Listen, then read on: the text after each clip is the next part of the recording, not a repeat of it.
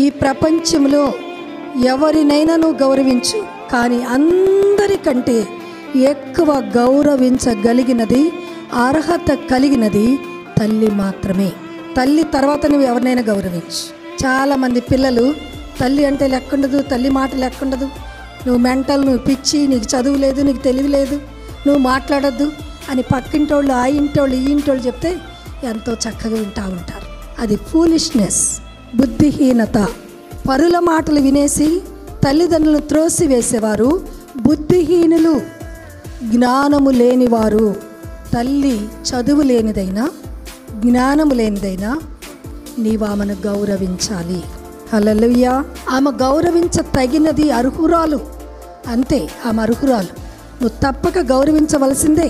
కాదు లేదు అనటానికి వీలు లేదు. అలా నువ్వు చేస్తే నీ ఆయుష్ తగ్గిపోతుంది.